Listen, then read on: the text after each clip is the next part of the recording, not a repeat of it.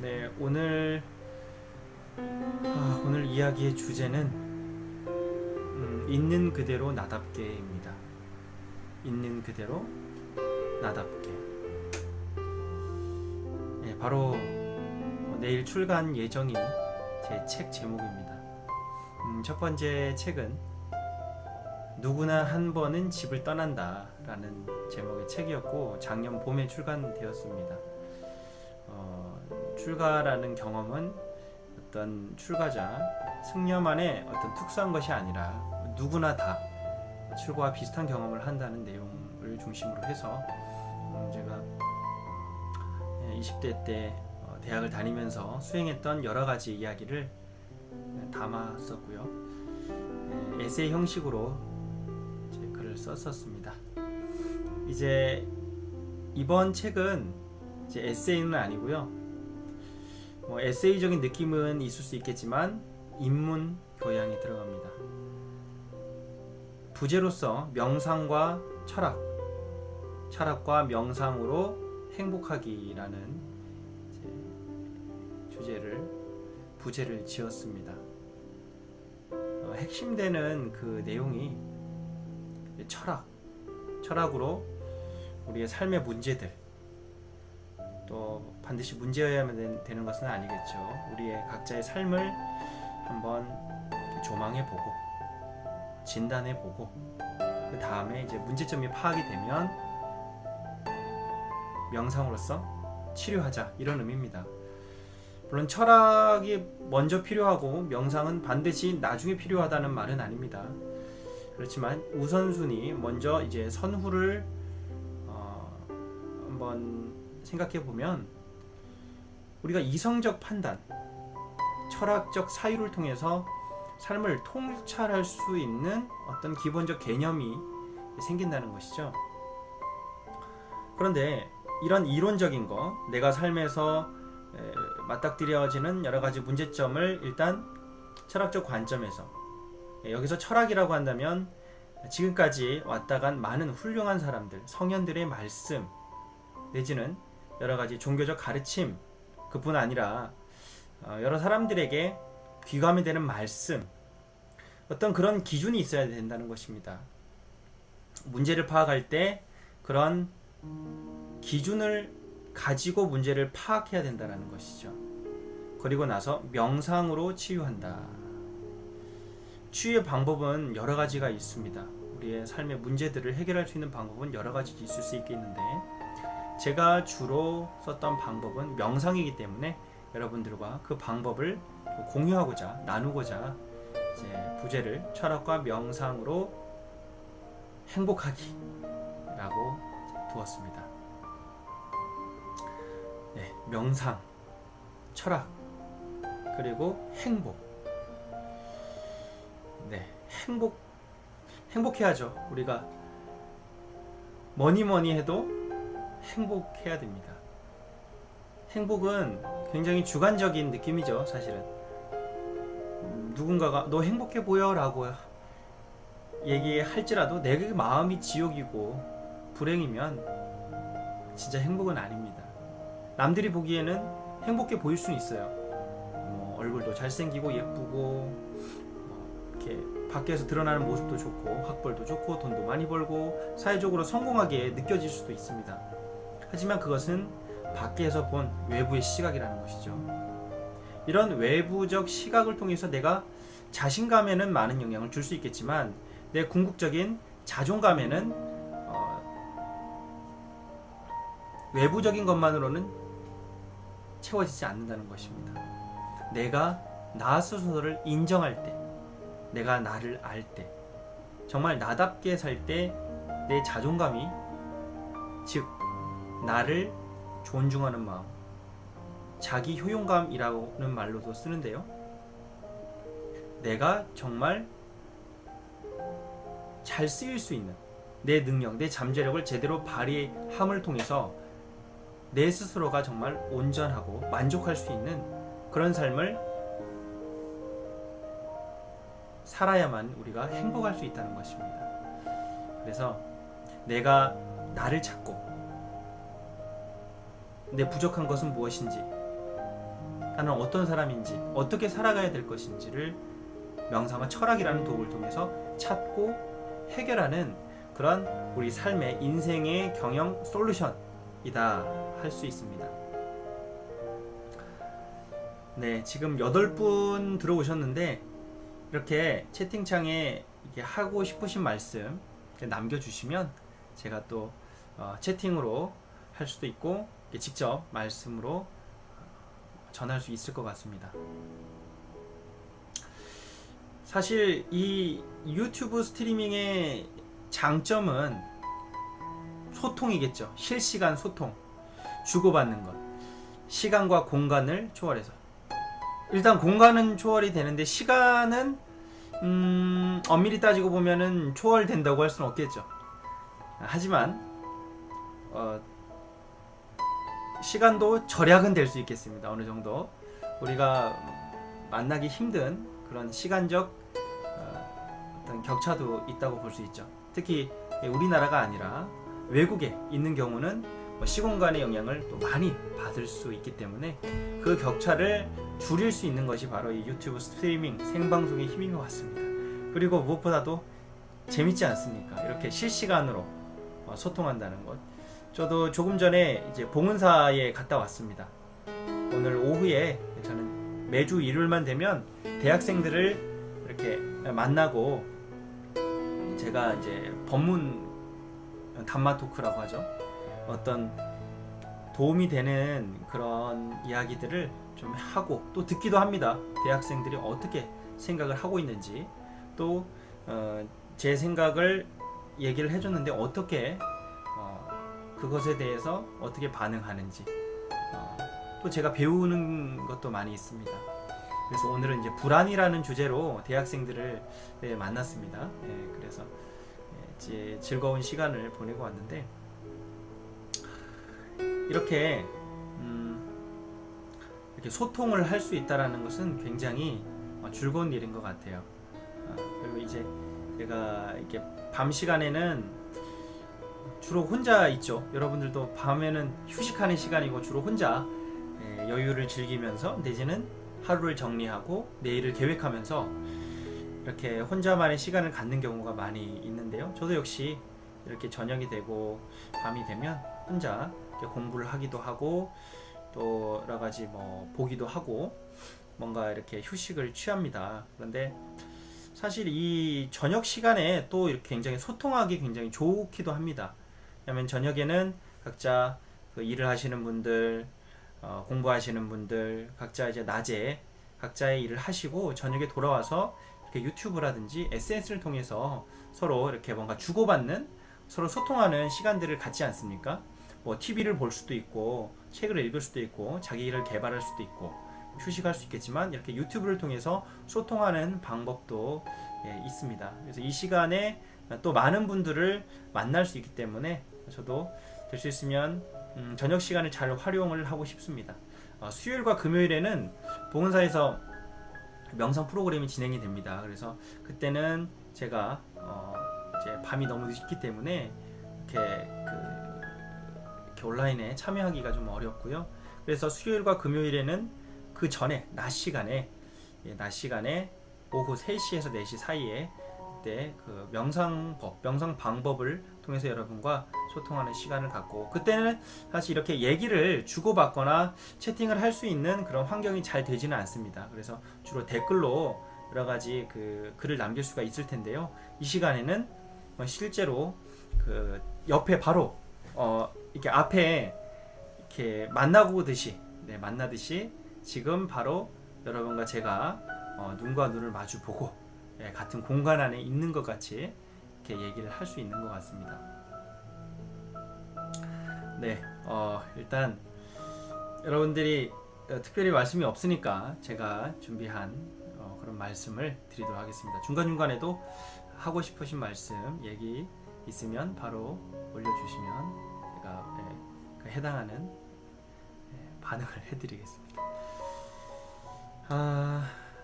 이제 제 두 번째 책 있는 그대로 나답게 이 책이 내일 출간이 되는데 일단 아직 서점에 가면 아직 볼 수는 없어요. 아직 볼 수는 없지만 인터넷을 통해서 이제 주문을 할 수는 있습니다. 아무튼 이제 내일 저도 따끈따끈한 책을 내일 출판사를 통해서 받게 되는데 과연 어떤 느낌일지 또 만나봐야 알겠지만 지금 아직 제 손에는 책이 들어있지 않습니다. 그렇지만 이제 미리 받은 파일을 잠깐 조금씩 보면서 이 책에 대한 소개를 한번 드리도록 하겠습니다.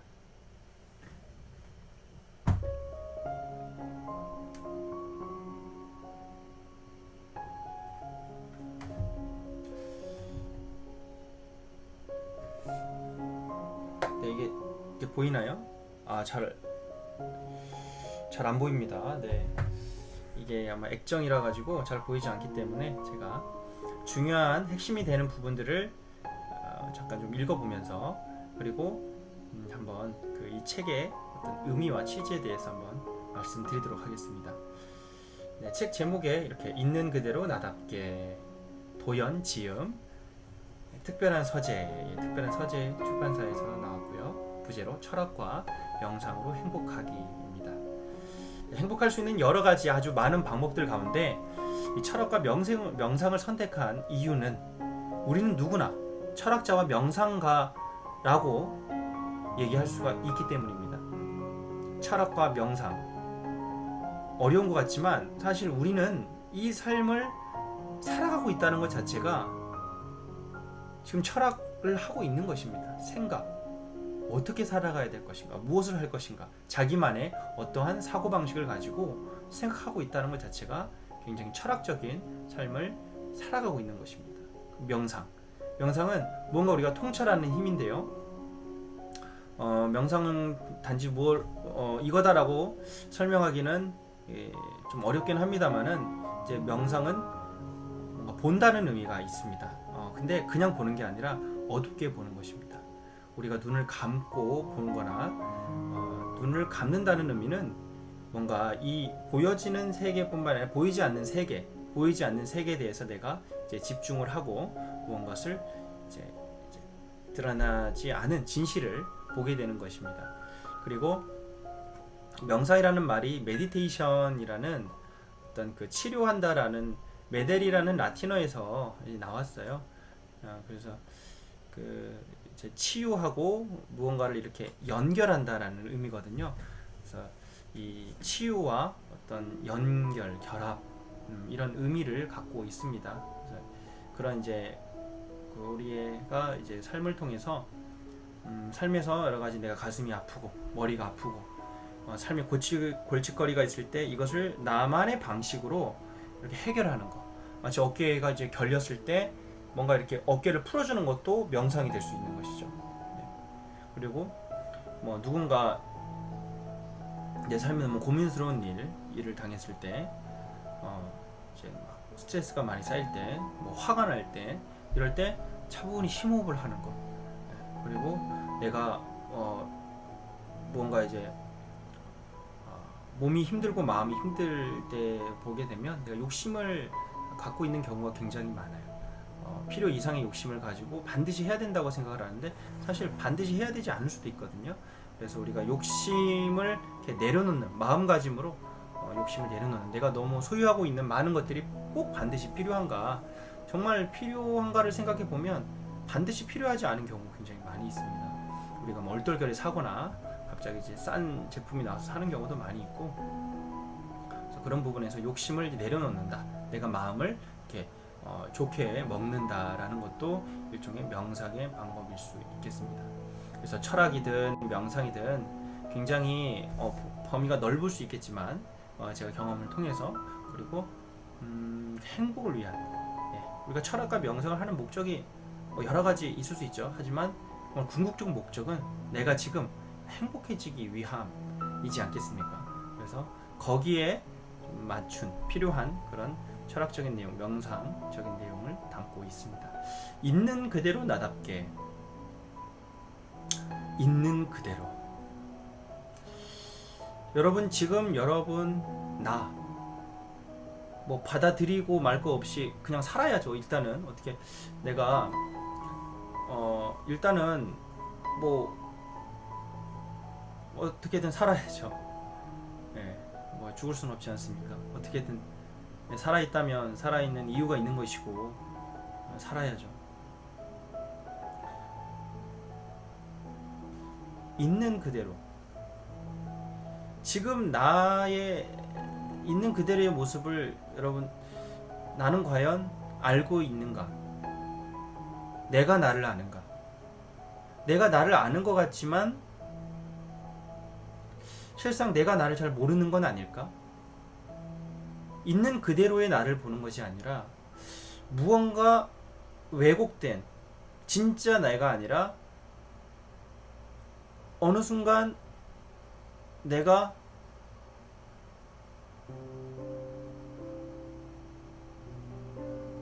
이런 모습인데 어디 살다 보니까 이 세상이 살으라고 한 대로 살고 있는 거예요. 세상이 이렇게 살아야 된다. 안 그러면 이 세상에 낙오자가 돼. 어떻게 이 세상에 돈 벌고 성공하기 위해서 어떤 정해진 길을 강요하는, 그렇게 살다 보니까 내가 살고 싶고 나다운 삶이 아니라 세상이 살라고 하는 방식으로 살아오진 않았나라는 것입니다. 제 얘기를 잠깐 하자면, 자, 10대에 나는 나를 어떻게 생각하고 살았는가, 20대에 내가 나를 어떻게 보고 생각하고 살았는가, 30대 이제 지금 어떻게 내가 나를 보고 살고 있는가. 10대 때 학생이었죠. 중고등학생.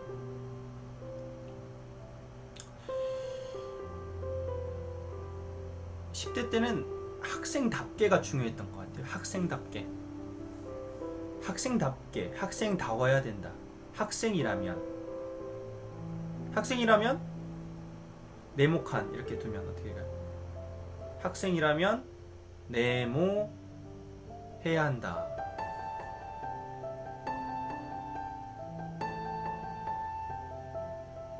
학생이라면 공부해야 한다. 학생이라면 말을 잘 들어야 된다. 학생이라면 좋은 대학을 가고, 학생이라면 점점점.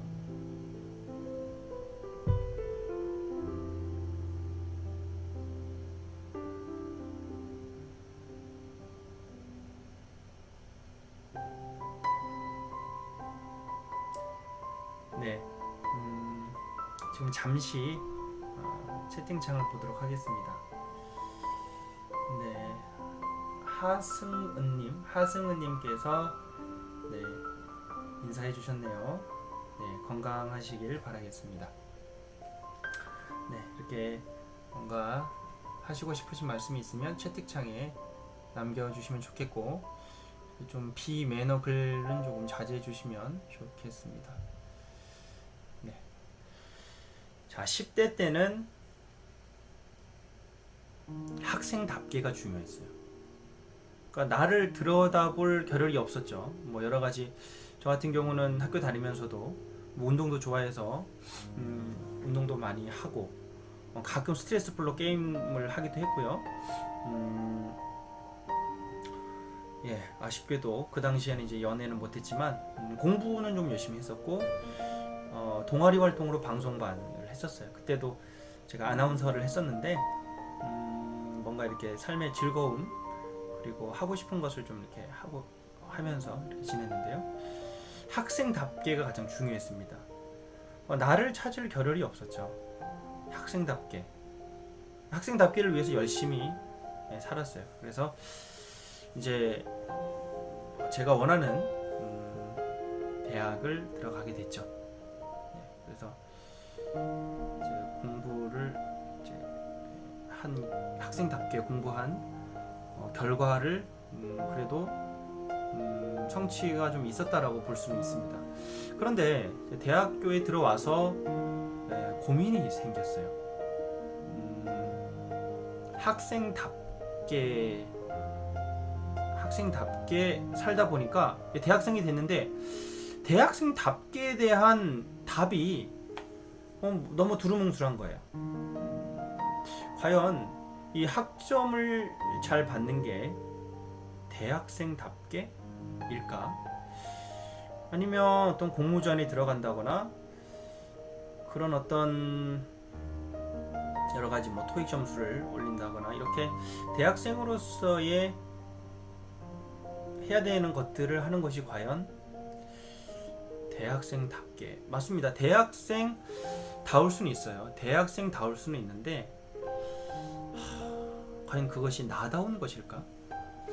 나다운 생활일까? 그럼 방황을 많이 했습니다. 대학교 1학년 들어와서 이제 방황을 많이 했고 그렇게 공부도 하면서 여러 가지 동아리 활동도 하면서 생각이 많았었습니다. 많았었고요. 그러다 보니까 이제 어떻게 하면 정말 나다운 삶, 정말 내가 행복할 수 있는 삶을 어떻게 살아야 될 것인가에 대한 고민을 많이 했었는데요.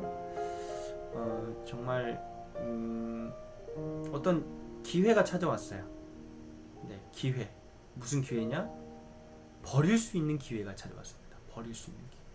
지금 현재의 내가 갖고 있는 것, 그동안 생각했던 어떤 나의 어떤 삶의 방향성을 버릴 기회가 찾아왔어요. 이제 불교 명상을 만나고 스님들을 만나면서 제가 출가를 결심하게 됩니다. 그때가 이제 대학교 1학년 후반기였는데 그때 결심을 하고 명상을 이제 처음 배우게 된 게 2005년 11월 중순이었죠. 이렇게 11월 중순에 이렇게 처음 명상이라는 걸 해봤어요. 굉장히 뭐랄까, 그냥 이 존재 자체만으로도 행복할 수 있는 거구나라는 걸 느끼게 됐죠. 마치 그 느낌과 그때 그 정서를 비유를 하자면 어렸을 때의 마음인 것 같아요. 불과 몇 년 지나지 않았는데 어렸을 때 그 순수함이 많이 잊혀져 갔었던 것이죠. 이미 고등학교 때 학생답게 너무 시달리다 보니까 이제 순수성이라는 거, 어떤 내 안에 부들부들한 진짜 내 마음이 편안하고 안정되게 느껴지는 그 순수성이 많이 안 느껴지기 시작한 거야. 이미 타협을 많이 했던 것 같습니다. 이 세상이 원하는 걸 나는 딱 맞춰서 해야 되겠다. 제가 고등학교 2학년 때는 외삼촌께서 경찰이신데 출세를 하기 위해서는 경찰대를 가야 된다 그랬어요. 그래서 제가 그 말에 혹해가지고 경찰대를 가기 위해서 준비했던 적도 있습니다. 근데 이제 공부하다 보니까 그게 아닌 것 같아서 제가 이제 물리 경시를 준비하면서 물리학과를 가야 되겠다, 내지는 전자공학과를 가야 되겠다 공부했고 결국 그렇게 진로를 정했죠. 근데 대학교 와서 보니까 물리학자가 된다는 것도 좀 굉장히 추상적이었었어요. 그러니까 내가 훌륭한 물리학자가 된다는 것이 그냥 뭔가 성공, 누구에게, 사람들에게 인정받고 뭔가 그래야만 뭔가 훌륭한 사람이 될 것 같다라는 생각. 물리학을 다른 것보다는 좀 좋아했기 때문에 그렇게 진로를 정했는데 나중에 곰곰이 생각해 보니까 그거 말고도 옵션이 너무 많은 거예요. 일단은 내가 어떤 사람인지 내가 나를 잘 모르는 상황이니까 과거에 학생답게 살아야 했었던 때에 했던 생각들에 의심을 갖기 시작했던 것이죠. 특히 이제 20살 후반기에 접했던 명상, 그리고 그때 이제 스님들의 생각들을 들으면서 내가 너무 편협하게 이 길만이 나의 길이다 선생님들이 얘기했던, 그리고 이 세상이 가도록 유도했던 그 길만이 나의 최선이라고 생각했던 것이 아닐 수도 있다라는 생각을 하게 되었던 것이죠. 그리고 나서 이제 출가를 하게 됩니다. 불과 대학교 들어간 지 1년 사이에 벌어진 일이에요. 그때 많은 일을 겪게 된 것이죠. 그때 제 삶의 과도기였다라고 볼 수가 있습니다. 그리고 나서 이제 승려의 삶을 살게 되었습니다. 버릴 수 있는 기회가 생겼던 것이죠. 그래서 버려봤습니다. 학교도 버려보고 꿈도 다 버려보고 내가 버릴 수 있는 건 다 버려봤어요. 그러더니 남는 게 있었다는 것이죠. 뭔가 하나씩 작은 것이지만 무언가 보이기 시작했어요. 내가 진정으로 하고 싶은 거. 일단 나는 잘 모르겠고 나는 누구인가 했을 때 모르겠어요. 나는 잘 모르겠지만 내가 무엇을 하고 싶은 건가? 그리고 내가 무엇을 할 때 행복한가? 무엇을 할 때 행복하고 내가 뭘 해야 되지? 이런 어떤 내가 이 세상에 어떤 의미 있는 일을 이 세상을 위해서 어떤 일을 해야 좀 의미 있을까? 이 세상에 내가 어떤 필요가 있을까? 이런 생각들을 하면서 과거에 했던 생각들을 다시 정리하기 시작했습니다.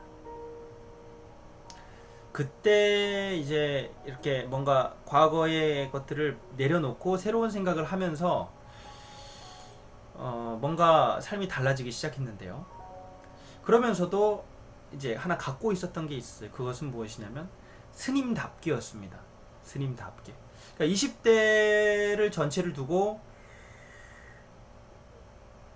이제 제가 주로 가졌던 생각은 스님답게 사는 것이었어요. 10대 때는 그 학생답게 사는 것이었고, 그 다음에 이제 대학교 1학년 때 정말 나다운 건 무엇인가를 고민하다가 출가를 했고, 그러다가 이제 출가를 하게 되니까 20대 전반을 흐르고 있는 생각은 어떻게 하면 스님답게, 진짜 스님은 무엇인가, 정말 출가자로서 이 세속적인 욕심을 버리고 어떻게 살아가는 것이 의미 있는 삶인가라는 고민을 많이 하게 된 것이죠. 그렇게 해서 정말 어떤 삶이 스님답고 출가자고 수행자다운 삶인지에 대한 고민들을 하면서 이제 탁발 수행도 하고 마음챙김, 참선, 호흡수련 여러 가지 다양한 수련을 했습니다. 그러면서 동시에 학업이라든지 봉사활동이나 학생들을 가르치는 일들 여러 가지 의미 있는 일들을 해왔습니다. 그렇게 해서 20대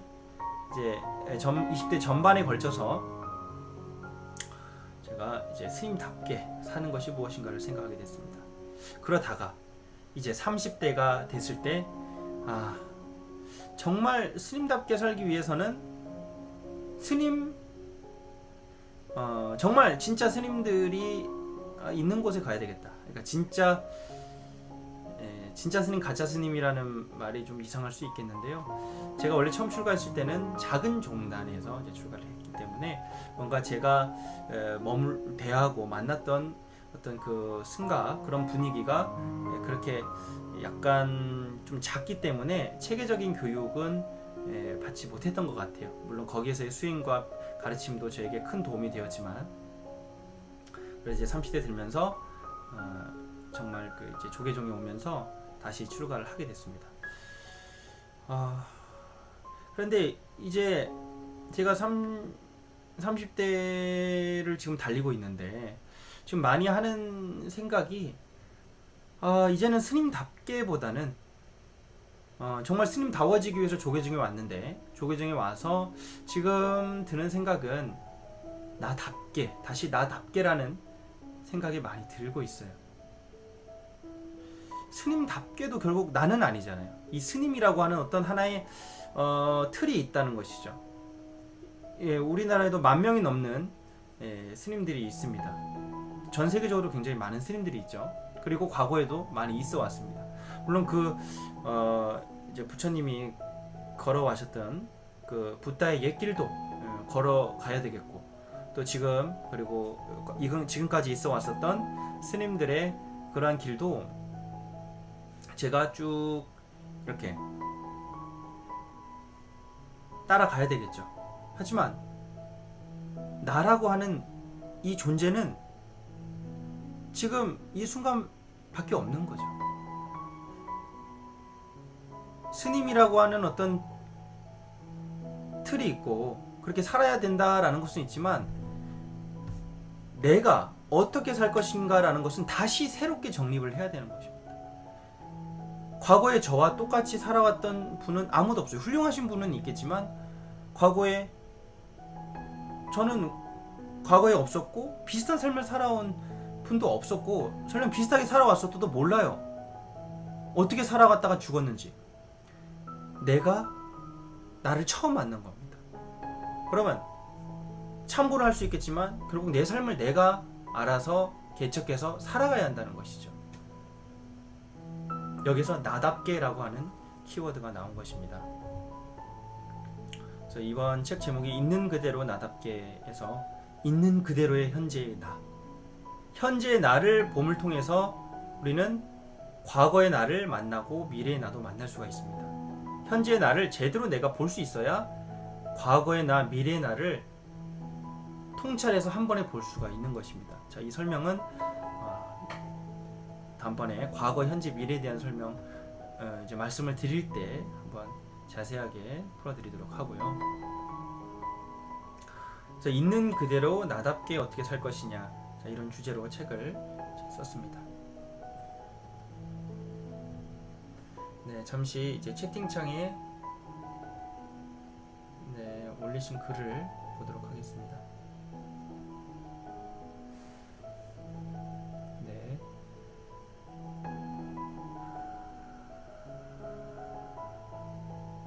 궁금하신 부분이나 하고 싶으신 말씀이 있으신 분들은 채팅창에 글을 남겨주시면 좋겠습니다.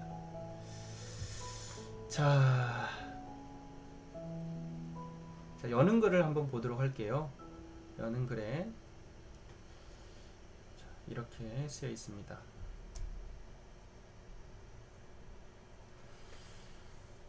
내 삶의 주인으로 살아간다는 것. 나는 지금 잘 살고 있는 걸까?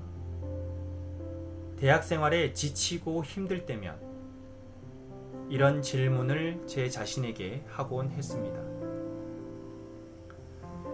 그 당시 어떤 진로를 정해야 할지 혼란스러웠고 무엇보다 삶에 자신이 없었거든요. 다른 학생들은 괜찮아 보였어요. 다른 공부와 대학 생활에 흥미를 느끼며 즐거워 보였고 저만 방황하는 것 같았습니다. 대학을 졸업하고 대학원 과정을 거쳐 취업을 하는 게 나에게 맞는 길인지 자꾸 의심이 들고 헷갈렸습니다. 열심히 공부하고 취업하면 어느 정도는 안정적인 삶이 보장될 것 같았습니다. 하지만 그것은 왠지 제 길이 아닌 것 같았어요. 네, 제가 방금 여러분들에게 말씀드린 것처럼 나는 지금 잘 살고 있는 걸까? 라는 질문을 대학 다니면서 많이 하게 됐던 것입니다. 뭔가 안정적인 길, 많은 사람들이 가는 그 길이 제 길인 것 같지 않아 보였다는 것입니다. 프로스트의 가지 않은 길이라는 시에서도 남들이 가지 않는 하나의 길을 택했고 그 길이 지금의 나를 만들었고 큰 변화를 만들었다는 그런 시의 내용이 있습니다. 그와 비슷했다고 볼 수 있고요. 그렇게 걱정과 고뇌로 가득 찬 1년을 보내고 돌연 출가하기로 결심했습니다. 부모님을 비롯한 주변의 지인들은 극구 반대했습니다. 저를 걱정해서 하는 말인 줄은 알았지만 그렇다고 내 뜻을 꺾고 싶지 않았어요. 아무리 가까운 사이더라도 내 인생을 대신 살아줄 수도 없고 내 삶은 내가 책임지는 거니까요. 결심이 섰기 때문에 미련 없이 걸어가기로 했습니다. 내가 원하는 삶을 찾기 위한 항해의 시작이었어요. 단지 나다운 것이 무엇인지 알고 싶었고 그렇게 살기 위한 첫걸음을 내딛었습니다. 출가자로서의 삶은 군 생활을 방불케 했어요. 규칙적인 생활 속에서 경전을 익히고 수행에 정진하는 일련의 과정이었기 때문이죠. 주로 불교의 텍스트와 방법론 위주여서 그것만으로는 내 길을 찾기에 부족하다는 생각이 들었습니다. 나에게 필요한 공부라면 닥치는 대로 다 해보자는 마음이었어요. 누구의 가르침이냐보다 더 중요한 것은 자기 안의 진실이라고 생각해요. 자기보다 더 확실한 출처는 세상 어디에도 없기 때문이죠. 어느 것이든 내 안에서 던지는 질문에 답을 찾는 데 도움이 된다면 배우고 익혀서 활용해야 한다는 게 제 지론입니다. 그렇습니다. 이제 출가자로서의 삶을 결심을 하고 남들이 가지 않았지만 나에게 맞는 길을 이제 한번 가보자라는 마음으로 걷기 시작을 했었죠. 규칙적인 생활 속에서 이것저것 배우고 명상도 하고 그랬는데, 그러면서도 결국 그 시간은 나를 들여다볼 수 있는 시간이었던 것 같아요. 좋은 말씀도 결국 나를 들여다볼 수 있는 하나의 거울이 되었던 것이고, 명상을 하면서도 정말 나를 더 느끼고 내가 하는 생각을 더 바르게 바라보고 불필요한 생각들을 없애는 과정은 결국 내가 내 안으로 점점 더 깊이 가는 것이기 때문이죠. 이어서 읽도록 하겠습니다. 붓다의 가르침이 담긴 법구경에 이런 구절이 있습니다. 진리에 대해 많이 말한다고 해서 그가 진리를 진정 실천하는 삶을 사는 것은 아니다. 법구경에 이런 구절이 있죠. 진리에 대해 많이 말한다고 해서 그가 진리를 진정 실천하는 삶을 사는 것은 아니다. 그러나 진리를 들은 적이 없다 해도 자기 몸을 통해 자연의 법칙을 본다면 그가 진정 진리의 삶을 사는 자이며 진리를 절대로 잊어버리지 않는다. 그리고 예수는 진리가 너희를 자유롭게 하리라 라고 말했습니다. 종합해보면 내 스스로 깨달은 진리는 자유롭고 행복한 삶으로 이끄는 힘이 된다는 것입니다. 붓다와 예수를 비롯한 성인들의 말씀은 들을수록 새롭고 정신을 깨워줍니다. 하지만 좋은 말씀을 많이 들었다 해도 아직 내 것이 아닙니다. 진리를 직접 깨닫기 전까지는요. 삶을 통해 실험해보고 체험으로써 확인되지 않으면 아무런 의미가 없습니다. 오히려 많은 것을 아는 것이 자기만의 편협한 생각과 고정된 틀에 갇히는 꼴이 될 수 있어요.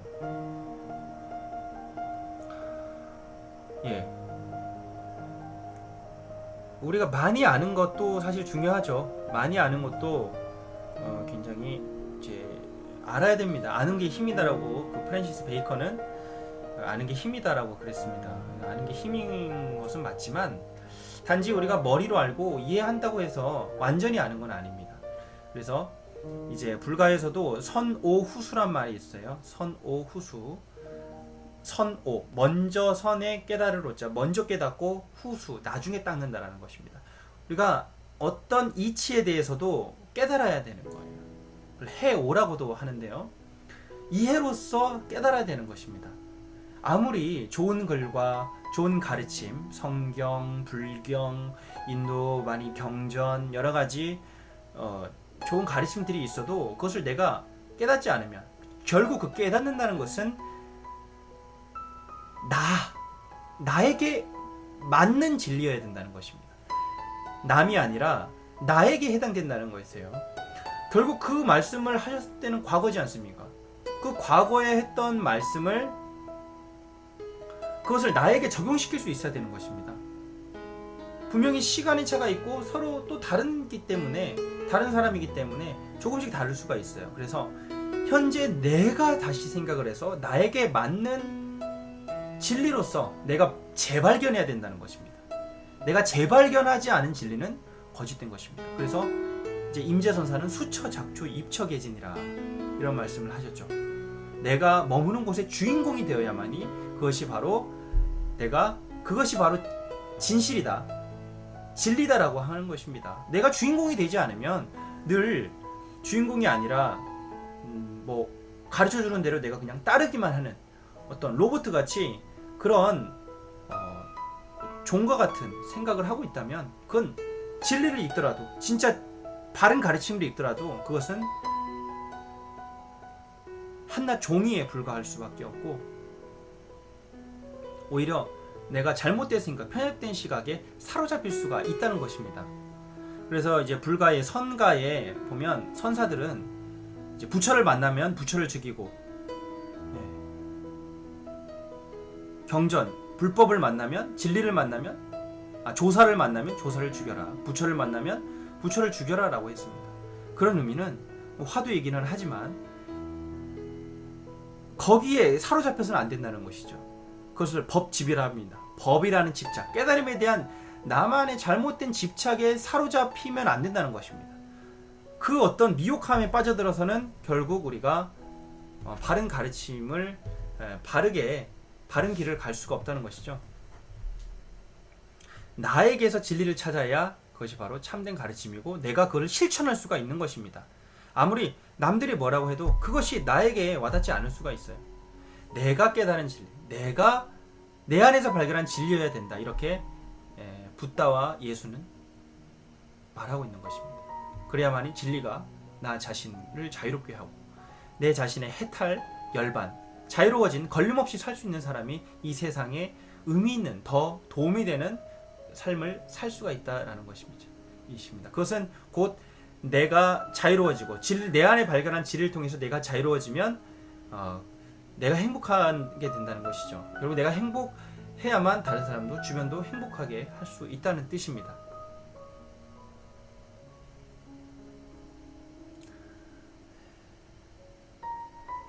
이어서 한번 읽도록 하겠습니다. 세상에는 다양한 종교와 철학이 있고 훌륭한 가르침도 많습니다. 다양하게 있다 보니 서로 상충되기도 하고 비슷하게 만나는 지점도 생깁니다. 그 경계에서 생기는 물리적, 화학적 결합이 이 세상에 필요한 창조적인 결과물을 만들게 됩니다. 물리학자 베르너 하이젠베르크는 인류의 사상사에서 두 개의 다른 사상의 조류가 만나는 지점에서 가장 풍요로운 발전이 일어난다는 것은 아마도 타당한 얘기일 것이다. 이러한 조류는 인류 문화의 전혀 다른 분야에 상이한 시대와 문화, 환경과 종교적 전통에 그 근원을 두고 있다라고 했고요. 또 철학자 프리드리히 막스밀러는 하나의 종교만을 아는 이는 종교를 모른다라고 했습니다. 이 세상에는 다양한 종교와 철학과 많은 가르침들이 있습니다. 그 많은 가르침들이 있지만 하나만 알아서 내가 믿는 하나의 이념, 하나의 가치, 하나의 정신, 하나의 종교만이 맞다고 생각하는 것은 가장 위험할 수 있다는 것입니다. 오히려 정말 이 세상에 의미 있고 도움이 되고 위대한 것은 각기 다른 것이 만나서 물리적 화학적 결합을 통해서 새로운 창조적인 결과물이 생겼을 때 그것이 바로 의미가 있고 도움이 된다라고 하는 것입니다.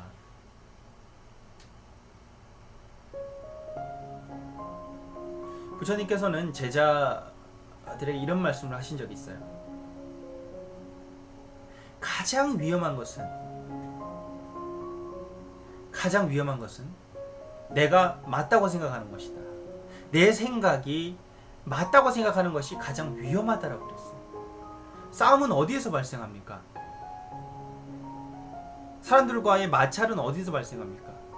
내 생각만이 맞다라고 하는 그 오해에서 발생하는 겁니다. 내 생각만이 맞다. 어떻게 내 생각만이 맞을 수가 있습니까? 이 세상에 많은 사람들이 있으면 많은 사람들이 다 자기 생각만이 맞다 그러면 어떻게 되겠어요? 모두가 다 다른 생각을 갖게 되고 싸우게 되겠죠. 그렇기 때문에 저 사람이 맞을 수도 있고 틀릴 수도 있고 나도 역시 맞을 수도 있고 틀릴 수도 있다. 그래서 무언가 마찰을 하고 누군가 싸우게 됐다, 누군가 분쟁이 붙었다라고 했을 때 이것은 한 사람만의 문제가 절대 아니다라는 것입니다.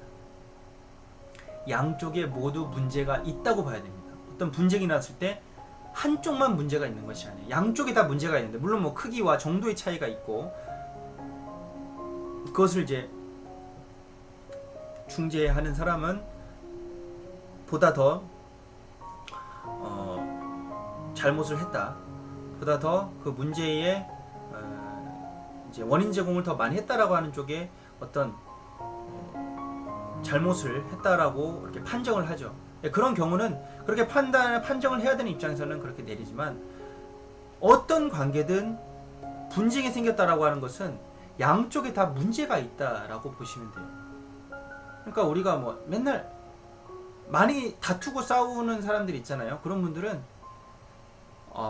그분 자체가 굉장히 투쟁적 마인드를 많이 갖고 있고 그런 까칠한 생각을 많이 갖고 있기 때문에 이제 주변에 이런 사람 저 사람 많이 부딪히는 거예요. 그런데 이제 너그러운 사람, 수용적이고 포용적인 사람은 어떤 사람이 어떻게 뭐 태클을 걸고 까칠하게 해도 다 이해하고 참고 받아들인단 말이에요.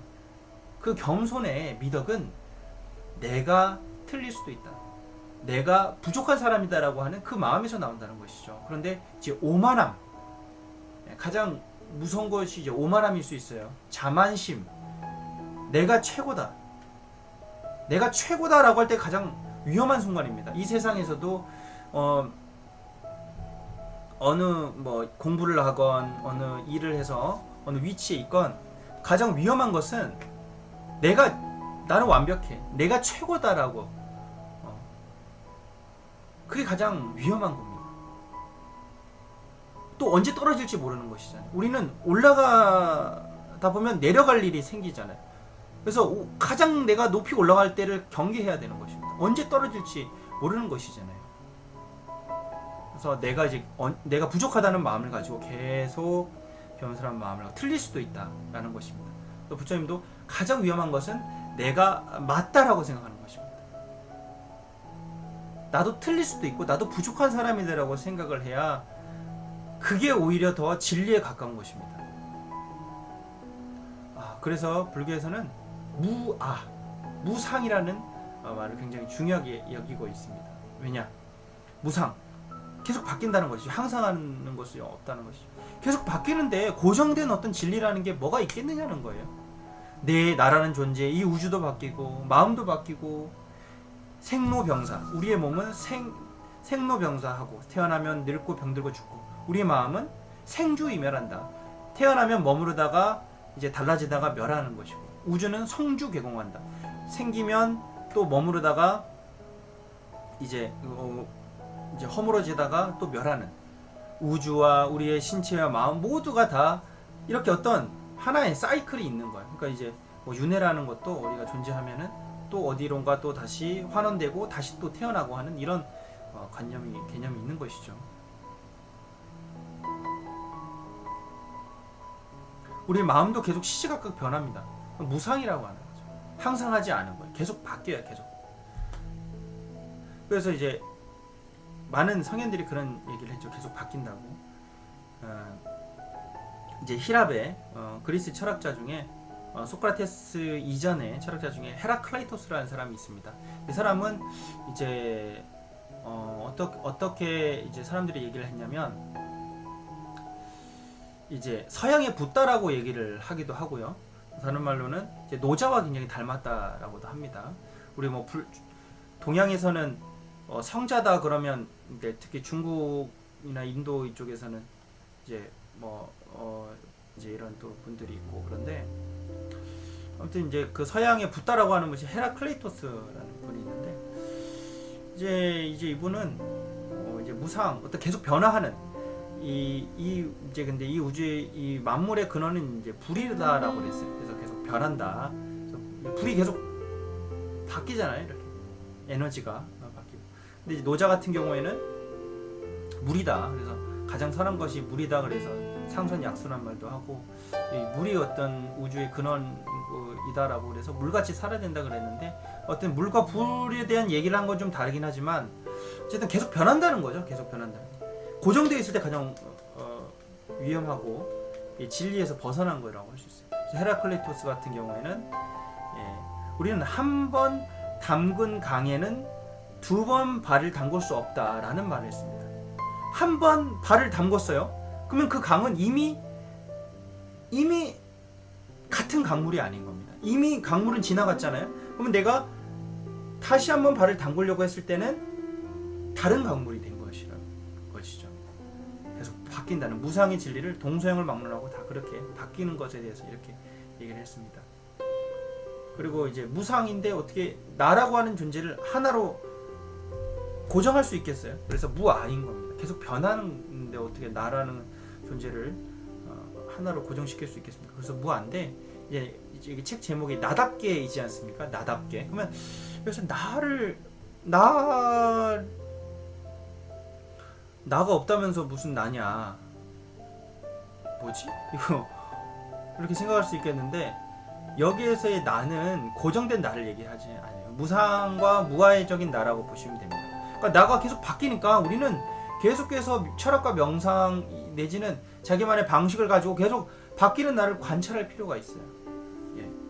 바뀌는 나를 관찰하면 계속 새롭거든요. 우리의 삶이 즐겁고 행복하기 위해서는 날마다 새로워야 되는 거예요. 매일 같은 길을 걸어도 그게 어떻게 똑같습니까? 다르죠. 자연은 계속 달라지고 있고, 환경도 계속 바뀌고, 내 마음도 바뀌고, 이 세상이 다 변하고 있는데 어떻게 같은 길을 걸어도 다릅니다. 매 순간 같은 게 하나도 없어요. 그러니까 새로운 나를 계속해서 만나야 되는 것이죠. 한번 나를 찾았다. 그래, 나를 찾았어요. 그럼 끝입니까? 아닙니다. 계속해서 나는 바뀌기 때문에 나를 계속해서 계속 보는 거예요. 그럼 와, 힘들다. 이거 맨날 죽을 때까지 봐야 됩니까? 근데 그래야 돼요. 왜냐면 인간 존재 자체가 그렇게 태어났어요. 우리가 우리를 봤을 때, 성찰했을 때, 내가 나를 온전히 봤을 때 내가 정말 행복할 수 있다는 겁니다. 내가 나를 모르고서 행복할 수 없어요. 내가 나를 계속 시시각각 변하는 새로운 나를 만났을 때 우리는 행복할 수 있다는 것입니다. 그런데 이게 힘들어. 나 이번 생은 아닌가 봐. 틀렸나 봐. 이렇게 생각할 게 아니라 이제 이게 습관이 되고 훈련이 되다 보면 익숙해지고, 뭐가 익숙해지냐면 이 방법이 굉장히 편해진다는 것이죠. 그러면 이제 더 쉬워져요. 이 보기가 쉬워지는 겁니다. 집중력이 생기고, 그러면 이제 삶을 즐길 수가 있는 거예요. 이거 수행해야 돼. 이렇게 처음에 고통스러울 수도 있겠지만 이게 계속 자꾸 이어지다 보면 쉬워져요. 그 흐름이 생기거든요. 뇌도 그런 회로가 생겨요. 그런 뉴런 신경 회로가 생기기 때문에 수월해집니다. 그래서 우리가 무언가를 처음 시작할 때는 좀 어렵지만 계속 하다 보면 익숙해지고 거기에 재미가 또 느껴지지 않습니까? 그런 것처럼 처음엔 조금 어렵더라도 계속 자꾸 보는 훈련하다 보면 좋은 습관이 들이게 되는 것입니다. 들여지게 된다는 것입니다. 잠깐 혹시 여러분들이 어떤 글을 남겼는지 한번 보도록 하겠습니다.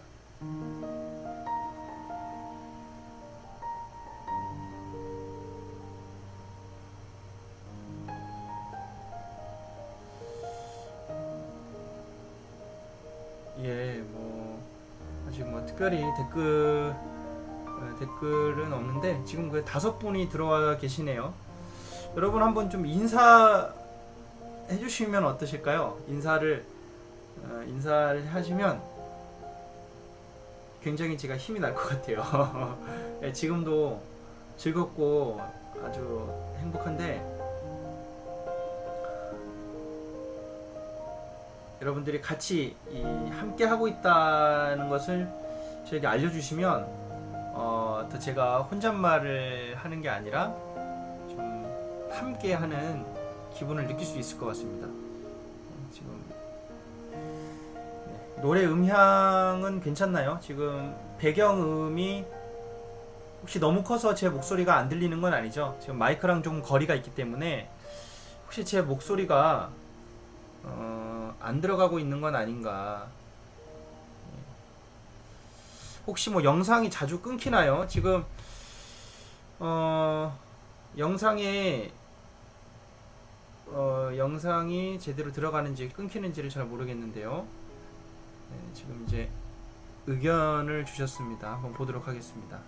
저도 잠깐 물 좀 마시고요.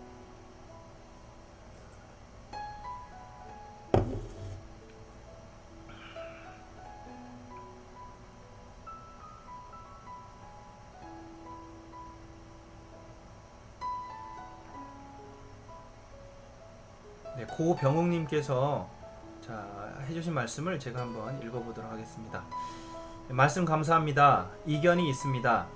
자기 자신이 완벽하진 않지만 자기 자신에 있어서는 최고가 되어야 한다고 봅니다.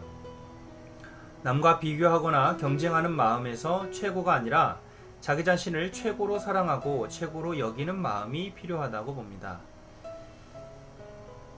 자기 자신을 최고로 여기지 않는데 어찌 남을 최고로 여겨줄 수 있겠습니까? 자기 자신을 최고로 사랑하지 못하고 여기지 못하는 사람은 남도 최고로 사랑해주고 여기지 못할 수 있지 않을까요? 소견입니다. 논쟁이 이어질 수 있는 말이네요. 김연아 선수가 무대에 있을 때의 만큼 주어진 시간에 자기 자신을 최고로 발휘시켜야 하는 것처럼 우리도 삶의 무대에서 자기 자신을 최고로 발휘해야 한다고 봅니다. 답글이 없어서 코멘트 남깁니다. 네, 안녕하세요. 저는 요가 프리랜서로 일하고 있는 고병욱이라고 합니다. 91년생이고요. 평택에 살고 있습니다. 네, 주신 말씀 감사합니다. 네, 이렇게 글을 남겨주시니까 제가 거기 관련해서 뭔가 답을 해드릴 수 있을 것 같고 다른 분들에게도 도움이 될 것 같습니다.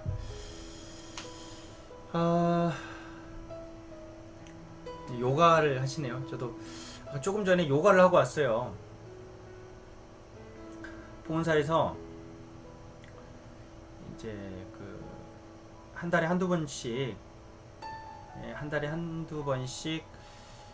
요가를 합니다. 요가를 하는데요. 요가 선생님이 오셔서 가르치는데 저도 학생이 돼서 배워요. 저도 배우고 이제 보건사 대학생들도 같이 배우죠. 오늘도 이렇게 하고 나니까 아주 몸이 아주 이렇게 편해지고 좋았습니다. 그래서 매일매일 요가 동작을 많이 해야 되겠구나 이런 생각을 했습니다.